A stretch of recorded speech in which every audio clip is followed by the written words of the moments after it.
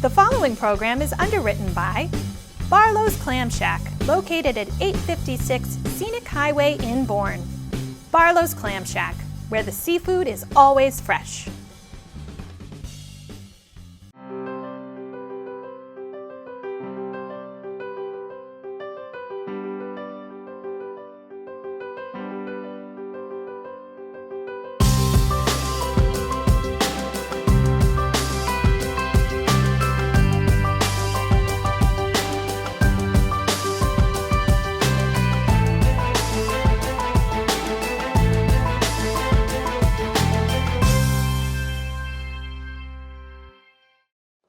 Hi, and welcome to the May 2024 Bourne Review.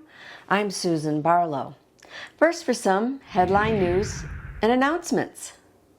At the May 28th Select Board meeting, Town Administrator Marlene McCullum announced that Samuel Barrett has been hired as the new Facilities Manager. He will start on July 1st. Mr. Barrett replaces former Facilities Manager Sean Feeney, who resigned from his position following his arrest in March, charged with larceny from a building, withholding evidence from an official proceeding, and unlawful possession of fireworks. Bourne Fire Chief David Cody, staff person Sharon Hamilton, along with Department of Natural Resources Christopher Southwood, are retiring. Thank you very much for your service to the town of Bourne. The Bourne Police Department welcomes two new officers, Officer Nathan Oliveira and Officer Paul Simmons. Both graduated from the MPTC Police Academy in Randolph. They were sworn in during a ceremony at the Bourne Police Department on May 13th. These officers will now begin their field training, learning from fellow officers for the next several months before starting to work on their own.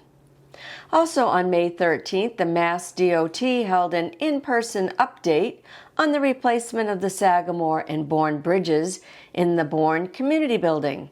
There was a large turnout to see design boards showing various plans for new approach roads to the bridges. The approach roads are of serious concern to many residents, as some plans will require the taking of privately owned land, and the flow of traffic during construction is a major concern. Decisions on land taking are not expected until about a year from now in the spring of 2025. The Sagamore Bridge will be replaced first with two twin bridges. Replacement of the Bourne Bridge is proposed for approximately a year later. Replacement of the bridges is deemed necessary as the number of users continues to grow and the aging bridges require more frequent lane closures for essential maintenance work, which will exacerbate an already back up at the bridge common occurrence. Bourne Newcomers and Neighbors Club held its annual meeting at the Pecasset Golf Club on May 18th. The new board of directors was installed, but it wasn't all business. There was time for socializing, a fabulous buffet dinner, and a game for all to participate in, and a 50-50 raffle that benefited the Happy Hope Factory, a local nonprofit. If you'd like more information about the many activities and events organized by the Bourne Newcomers and Neighbors, please visit bournenewcomers.org or find them on Facebook. The Uptuxet Garden Club of Bourne held a flower show from May 30th through June 1st at the Briggs McDermott House. Members entered some beautiful specimens from their gardens and got creative with dried flowers and plant material on canvases, on decorated hats, and on birdhouses. If you'd like more information about the Uptuxet Garden Club, please visit uptuxetgardenclub.com. Thankfully, we had some gorgeous weather for the Memorial Day weekend. On Saturday, hundreds turned out for Operation Flags for Veterans at the truly beautiful National Cemetery in Bourne. It's a very moving experience to partake in the hands-on activity of placing thousands of flags at the gravestones. On Sunday, a Memorial Day observance was held, including a color guard parade and a wreath ceremony at the National Cemetery. The Cape Cod Regional Transit Authority has announced its Smart Dart program, which is similar to Uber. Download the Smart Dart app and order a ride which should arrive in about 30 minutes and will take you within the town of Bourne for a fixed $3 fare. It's like Uber, it's a cashless system, so you'll need to download the app. This service will become available in Bourne on June 22nd. For more information about this and the many services offered by the Cape Cod Regional Transit Authority, such as free bus transportation on fixed routes for those 60 years and older and those with disabilities using their new GO card. Also, there's transportation to Boston hospitals for $15 one way, $30 round trip. Visit capecodrta.org or watch the interview with CCRTA Administrator Tom Kerr on our show Upper Cape Spotlight. You can find it on the Bourne Community TV YouTube channel. With the warm weather comes fun at the splash pad at Buzzards Bay Park. The splash pad will be open on June 14th at 11 a.m. And get ready for the annual Bourne on the 4th of July parade that kicks off at 10 a.m. from Academy Drive and proceeds down Main Street to Town Hall at Perry Avenue. Here's an update on striper fishing in the canal by East End Eddie Doherty, a retired Massachusetts court clerk magistrate appointed by the late Governor A. Paul Cellucci, author of 7 Miles After Sundown about surf casting the Cape Cod Canal for striped bass. Welcome back to another exciting season of striped bass fishing on the Cape Cod Canal, the world famous Cape Cod Canal. So I hope you had a good winter. We've got a dropping west tide behind us here in the canal. I think it's going to turn slack pretty soon and be an eastbound tide pretty soon. There weren't any fish this morning, so hopefully they come in the east tide. And the water temperature shot up to over 60 degrees, so which is good because striped bass like it to be 55 to 69 in that range. So fishing hasn't been great, but it's been good. I say it hasn't been great only because compared to last year, which probably is an unfair comparison compared to what we had in the beginning of the season last year. It was just epic. But it's been good, and it has been great for some guys like Breaking Bob Ware. We call him Breaking Bob because he has a nose for finding breaking fish.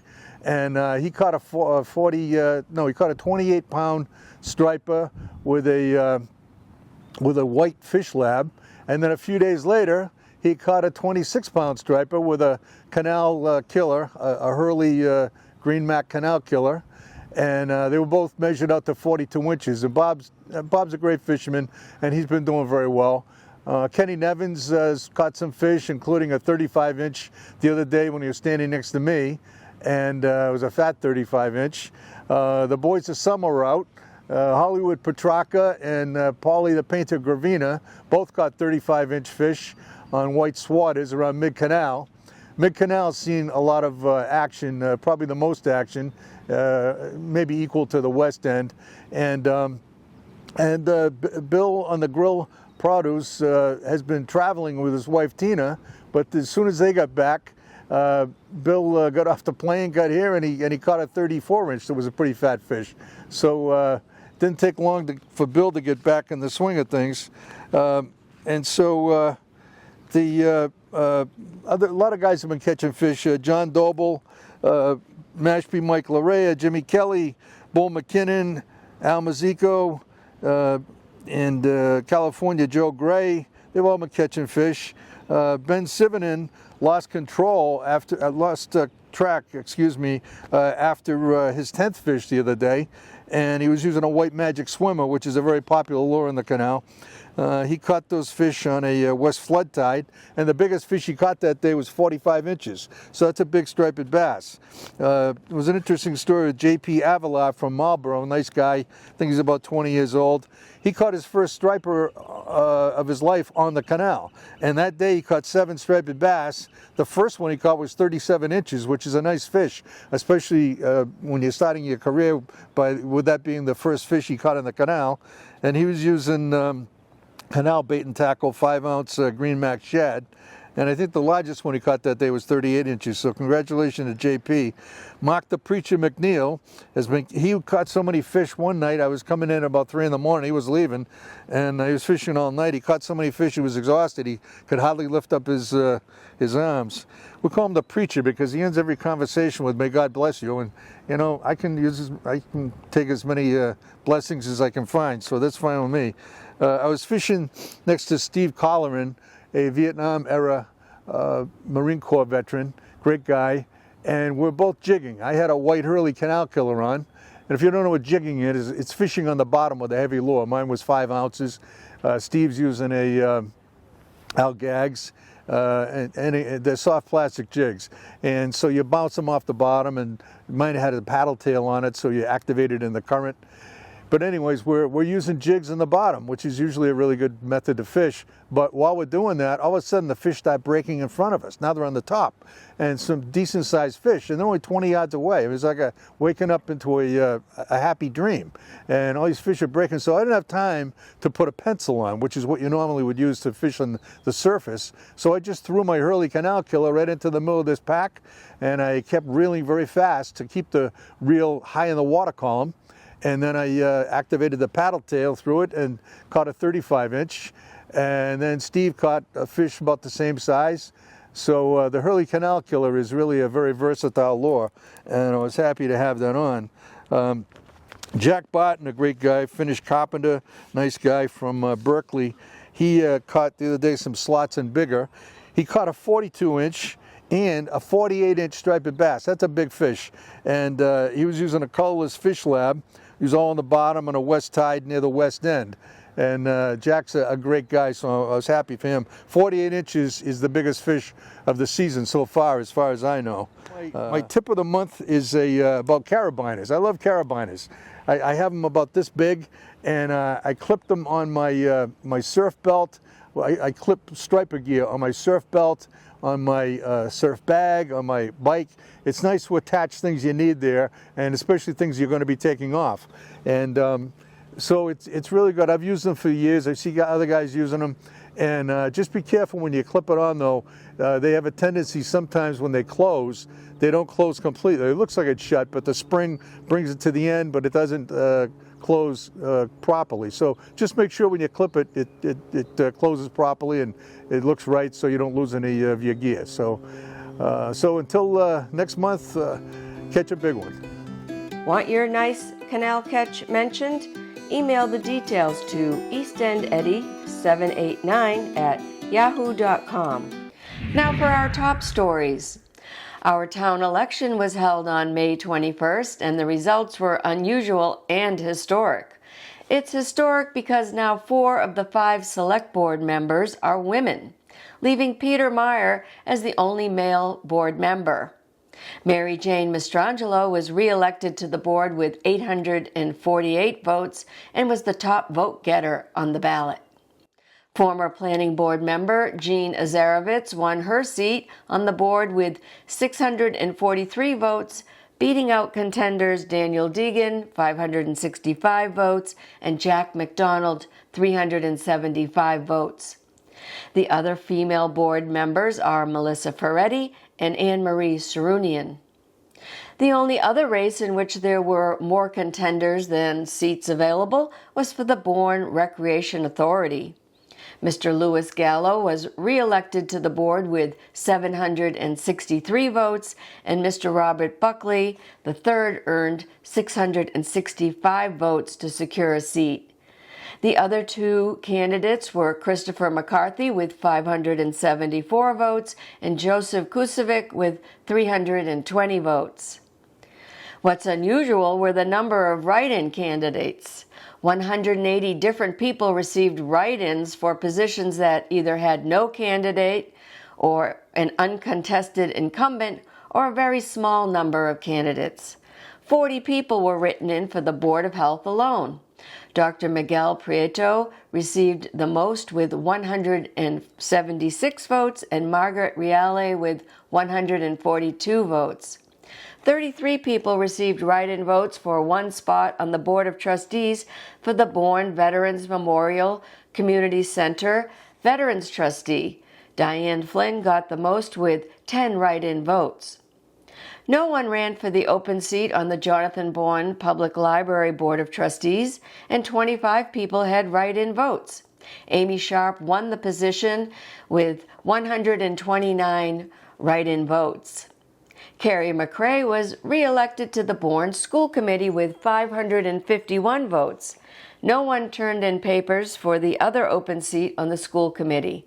23 people received write-in votes for that committee, and Kathleen Quintal won the seat with 276 votes. Incumbent Amy Coular ran unopposed for town moderator. She received 889 votes, and incumbent Barry Johnson was unopposed as town clerk. He received 906 votes.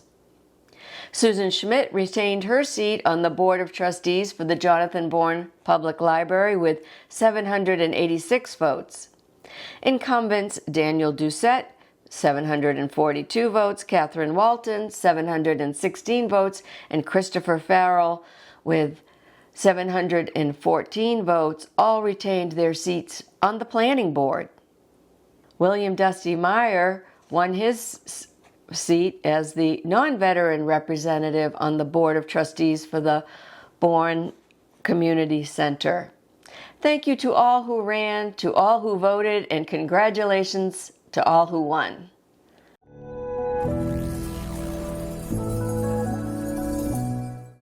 Town resident and U.S. Representative Bill Keating stripped the funding extension on the $9.7 million that the Army National Guard requested for their proposed multi-purpose machine gun range on Joint Base Cape Cod.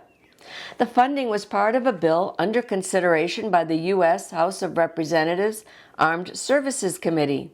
Next, it will be considered by the U.S. Senate Armed Services Committee. Environmental groups such as the Association to Preserve Cape Cod and Cape Cod 350 urge citizens to contact the Environmental Management Commission with their concerns. The Environmental Management Commission has the power to stop the machine gun range plan if it determines that the water supply could be harmed by gun range pollution. After extensive studies, the Environmental Protection Agency issued its draft report saying that the gun range is a significant threat to the public drinking water supply on Cape Cod. Army National Guard troops can get their necessary training at nearby Fort Devens, located near Leominster, Massachusetts. Their multi-purpose machine gun range does not threaten a public drinking water supply. The Air Force Civil Engineering Center is in charge of the current cleanup of contaminated water out at Joint Base Cape Cod. They have opened a public comment period between June 1st and June 30th and are asking for public comments on its cleanup efforts and its future plans. It has been determined that there is new pollution out at the base.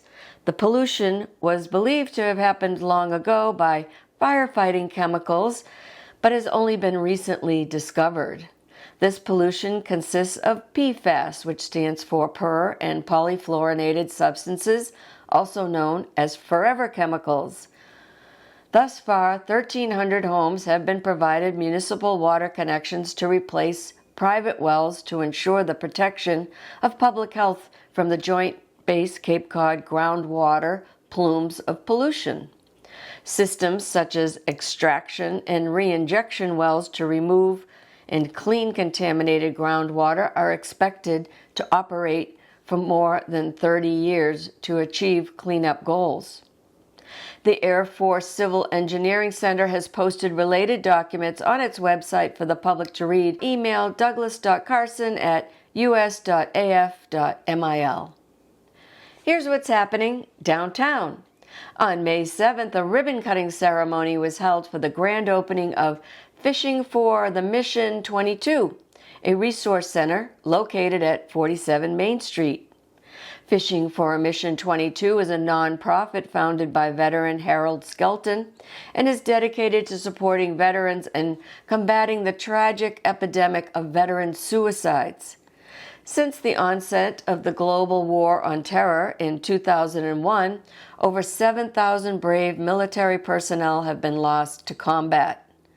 More shocking is the fact that during that same period, the number of veterans who have taken their own lives has surpassed 120,000. This alarming statistic underscores the urgency of their mission. The number 22 in the name of this nonprofit refers to an estimated average of 22 veterans per day tragically losing their lives to suicide in our country. Veterans are at a 50% higher risk of suicide compared to their non-serving peers. Okay, everybody, Fishing for the Mission 22, wonderful organization. You're going to see a flyover in a few minutes. This is a wonderful opportunity to find out about this nonprofit organization that allows veterans in crisis and provides fishing opportunities in the waterways, peaceful activities. Harold, you've done a phenomenal job.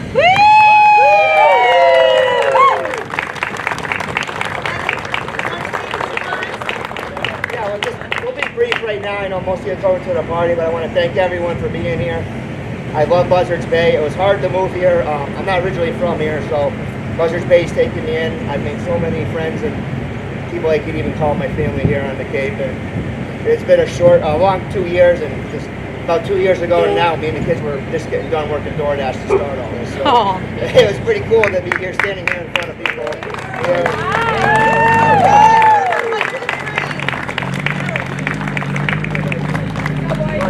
Hold it tight.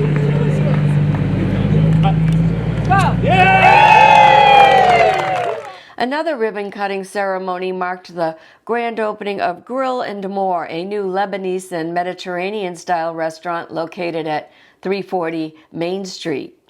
Owner Joseph Said and business manager Robert Youssef put out a wonderful spread of food for all to try. I had to try some of the wonderful dishes set up along the bar, such as chicken shawarma, baba ganoush, falafels, hummus, tabbouleh, etc. There's indoor seating along the bar and counter and a couple of tables. Also, a nice fenced-in patio area with tables and chairs is located on the side of the restaurant. They will also have a full bar. Check it out! Seaside Scoops and Grill has opened in the former Mix Main Scoop, located at 100 Main Street, right on Buzzards Bay Park. It's open every day, noon to 8 p.m. Along with many flavors of hard ice cream, they also offer a grill menu with items such as hot dogs, hamburgers, grilled cheese, grilled chicken, veggie burgers, fried clams, etc. Bourne Newcomers and Neighbors Club toured the Bourne Food Pantry and made a monetary donation of $150 to the pantry. The pantry is located at 121 Main Street. BNN is a longtime supporter of the pantry and has hosted many food drives for the pantry. It's open Tuesdays from 9 a.m. to noon. You can reach the pantry by phone Mondays through Wednesdays at 508-759-3351. You can send monetary donations to the Bourne Food Pantry, P.O. Box 144, Buzzards Bay, Massachusetts 02532. Good afternoon, I'm Susan Diamantopoulos. I am the publicity chairperson for the Bourne Newcomers and Neighbors, and we are a social group. We are excited to be here at the food pantry and learn all about what the food pantry does for our neighbors in Bourne. We are happy to be a supporter of the Bourne Food Pantry, and each and every year we make a donation to continue to do the wonderful job that the food pantry does for all of the citizens of Bourne, and we appreciate their help. So as far as Bourne Newcomers and Neighbors, as I mentioned, we are a social group.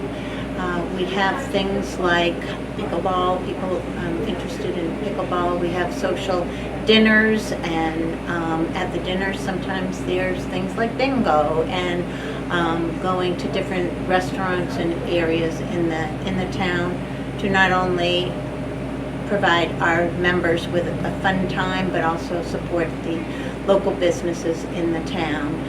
There's lots of things to do, lots of things for everyone to join. You can visit our website for more information, bournenewcomers.org. Thank you. Work is underway to make the intersection at Main Street and Academy Drive safer.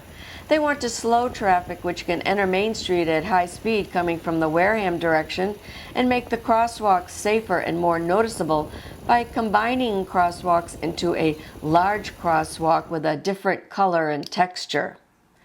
They will also be adding more lighting. Here's an update on town services. Here's a few reminders from the Bourne Recycling Center. Do not include any hoses, ropes, or other items that can cause tangling in the recycling machinery. Please either repurpose those items or put them in the trash. Styrofoam is not recyclable. Also, please put that in the trash. And do not bag your recyclables. If you collect recyclables in a bag, please empty the bag out into the blue-lidded barrel. When putting the 2 barrels out for pickup, place them 3 feet apart. You can recycle your boat shrink wrap from April 1st through June 30th. There's no fees or stickers required. Residents can participate free of charge, but make sure your recycling wrap is properly prepared for recycling.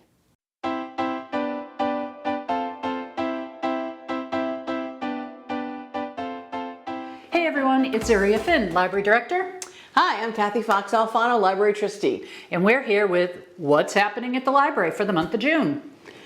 What's happening? What is happening? Well, we have a couple of events. It's gearing up for summer reading, so we have a couple of things to kind of close out the regular year. And the first is... So hey, can I show you a picture of my cute dog? Again. Wait a minute, it's on here. You can't find it? What are you telling me I need a tech talk for? What? To help organize your photos. Oh, you mean there's a way to do it? Not have all Apparently. 3,000 in chronological? Yes, apparently. It'll take a little time, but yes, you can do that so that you're not constantly scrolling looking for stuff. Which I do. We all do that, and we all need to stop. So, Nicholas, our public services librarian, on his Tuesday Tech Talk for June 18th, is backing up your photos into the cloud and local storage, so you don't have 3,190 recent photos on your phone like I do. It's going to be a great program. His Tuesday Tech Talks have been really well attended.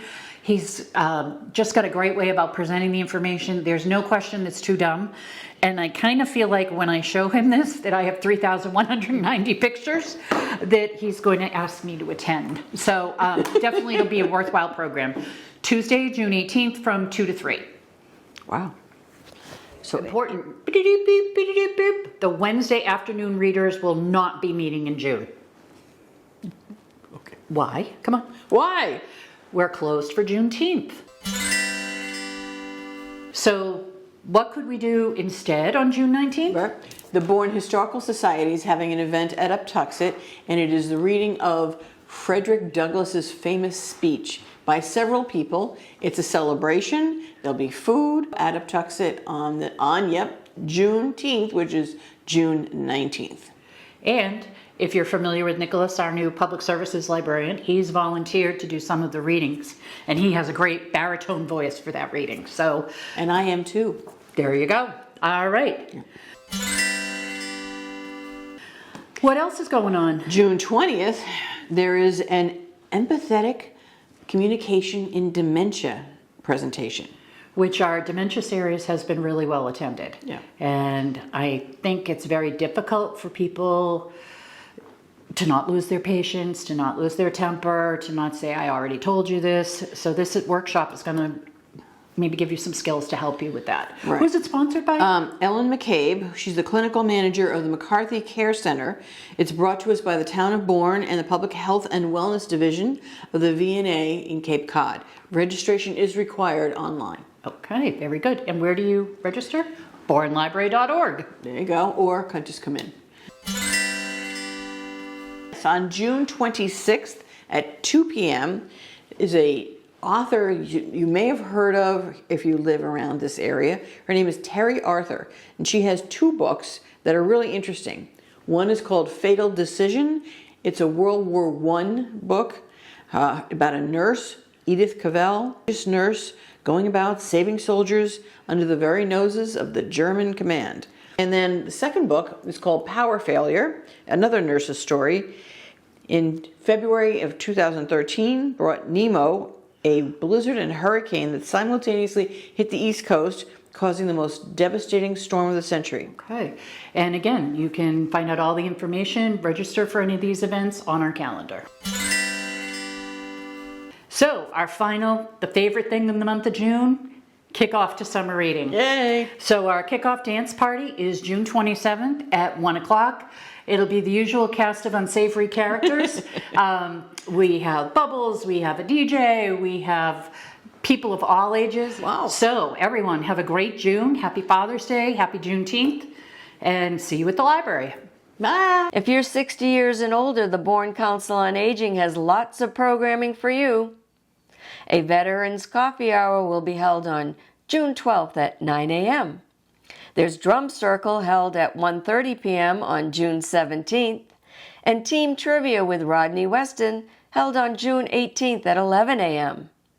On June 25th, the Council on Aging hosts a Pride Luncheon at 1 p.m. Register by June 18th. On June 26th, from 9 to 10:30 a.m., enjoy Coffee Chat. To register for events or to receive more information, call 508-759-0600, extension 5300. Here's a look at the calendar. A ribbon-cutting ceremony will be held on June 12th at 11 a.m. at O'Places, located at 125 Main Street. On June 15th at noon, the Pecasset Village Association, located at 314 Barlow's Landing Road, is hosting an art sale of paintings by Claire Sally and Mary Johnson, along with art supplies. Tuesday night car shows at Upper Cape Tech kick off the 2024 season on June 18th from 5 to 7:30 p.m. It's a free, family-friendly event with plenty of parking and food for purchase at the Hot Rod Cafe by the Bourne Sandwich Rotary Club. The Bourne Society for Historic Preservation kicks off the summer with an exhibit entitled Bourne Brides, held at the Briggs McDermott House across from the Bourne Library. The exhibit is entitled Bourne Brides, and will have examples of bridal gowns and bridal attire that have been selected from their own textile collection, as well as those graciously loaned. June 14th through the 16th, Falmouth will host Arts Alive Festival on the lawn in front of the Falmouth Library. It's a celebration of the arts, Juneteenth, Pride Month, and Father's Day. The Bourne Historical Society will celebrate Juneteenth on the 19th at Uptuxet with a reading of Frederick B. Douglass's speech. The Bourne Historical Society will once again host Strawberry Festival from 10 a.m. to 2 p.m. on June 22nd at Uptuxet. Admission is free. The festival will feature crafts, museums, food, and of course their famous strawberry shortcakes. On June 26th, the Onset Summer of Love concerts kicks off the season with That 80s Band from 6 p.m. to 9:30 p.m. at the Onset Shell. On June 29th from 10 a.m. to 2 p.m. it's the 15th annual Cape Cod Canal Boating and Water Safety Day at the Cape Cod Canal Visitor Center at the Sandwich Marina. It's educational and fun for the whole family. Do you know a teen who enjoys writing? There's a free Young Writers program at the Cape Cod Writers Center from August 2nd through the 4th at the Emerald Resort Irish Village Conference Center in Hyannis. Tuition is free, and it's open to students 13 to 18 years old. Here's some wonderful photos taken by area photographers showing the beauty that surrounds us.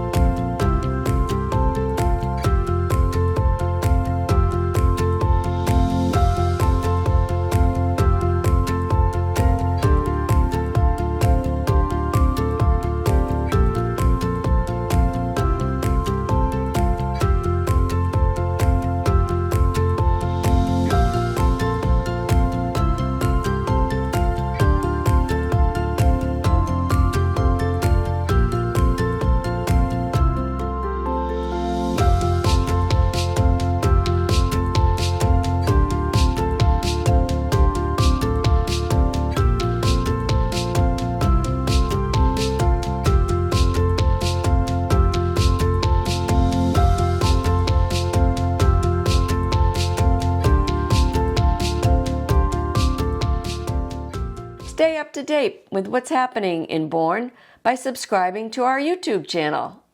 Go to youtube.com and search for Bourne Community TV and hit subscribe. You can also join Bourne TV. Your membership matters. This is how we support our programming. Visit bournetv.com and click on membership. You can also become an underwriter on Bourne TV. For more information, give us a call at 508-759-6763. Well, thanks so much for watching this episode of the Bourne Review, and I'll see you next time.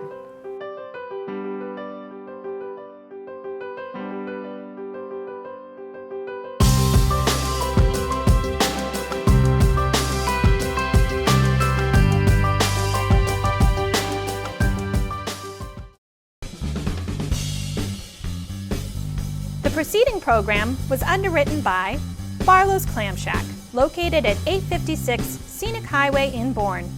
Barlow's Clam Shack, where the seafood is always fresh.